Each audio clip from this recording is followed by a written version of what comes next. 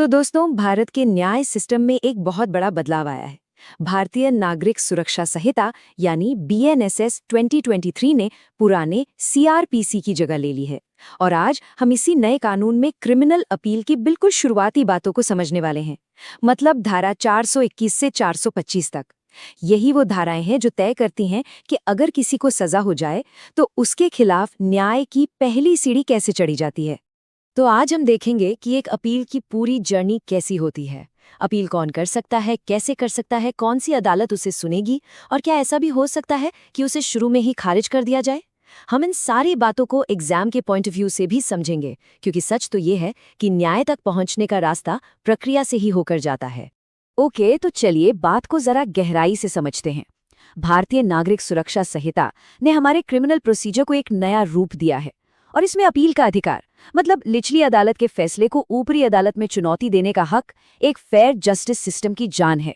ये धाराएं पक्का करती हैं कि अगर किसी को लगे कि फैसला सही नहीं हुआ तो उसके लिए आगे का दरवाजा बंद नहीं हुआ है, रास्ता अभी भी खुला है। तो सवाल ये उठता है कि ये सब शुरू कैसे होता है, मतलब कौन अपील कर सकता है और इसका सही तरीका क्या है। चलिए इन्हीं प्रैक्टिकल बातों को समझते हैं जो एक कामयाब अपील की नींव होती हैं। अच्छा, एक सिचुएशन इमेजिन कीजिए। एक केस है और उसमें कोर्ट ने एक साथ 3 लोगों को सजा सुना दी। अब क्या उन तीनों को मिलकर एक ही अपील करनी पड़ेगी, या फिर कोई एक अपनी लड़ाई अकेले लड़ सकता है? बस इसी सवाल का जवाब हमें मिलता है सेक्शन 421 में। देखिए, कानून यहाँ पर बिल्कुल क्लियर है। वो कहता है कि अपील का अधिकार आपका पर्सनल अधिकार है, कोई ग्रुप एक्टिविटी नहीं। मतलब अगर 3 लोगों को एक साथ सजा हुई भी है तो उनमें से चाहे तो कोई एक अपील करे या 2 करें, या फिर तीनों अपनी अपनी अलग अलग अपील करें। ये पूरी तरह से उन पर निर्भर करता है। किसी एक के अपील करने या ना करने से दूसरे के अधिकार पर कोई असर नहीं पड़ता। अच्छा, तो अपील फाइल कैसे होती है? सेक्शन 423 कहता है कि प्रोसेस काफी सीधा सा है।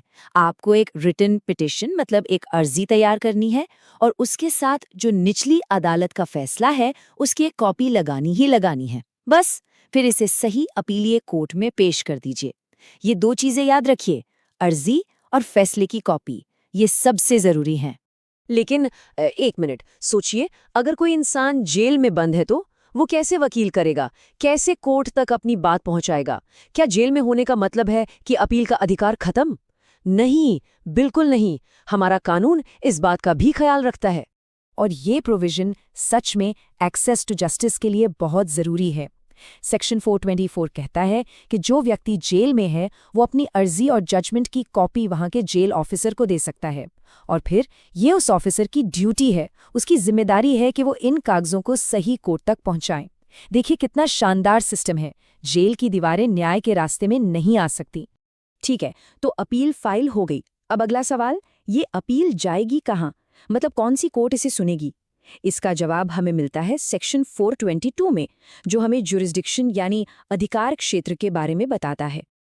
तो देखिए, सीधा सा रूल है, ज्यादातर अपीलें जाती हैं कोर्ट ऑफ सेशन में। वहां या तो सेशन जज साहब खुद सुनते हैं या फिर एडिशनल सेशन जज। पर इसमें एक छोटा सा ट्विस्ट है।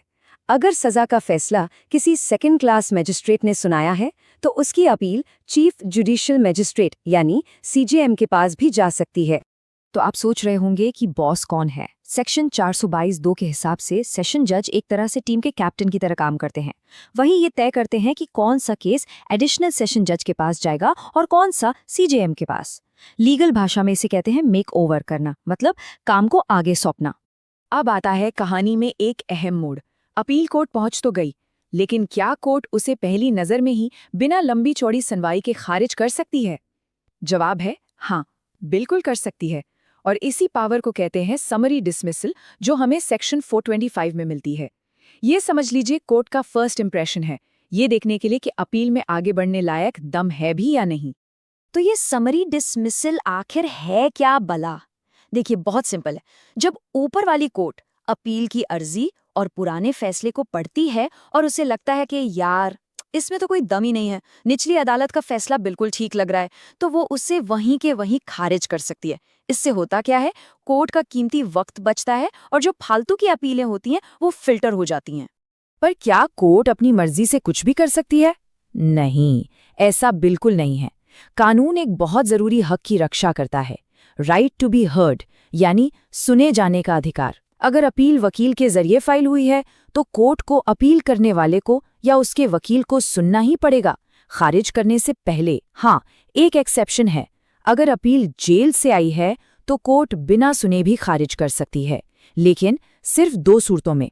या तो अपील एकदम फालतू लगे या फिर कैदी को कोर्ट लाना बहुत ही ज्यादा मुश्किल हो। तो कहने का मतलब ये है कि इस पावर पर कई सारे चेक्स एंड बैलेंसेस हैं।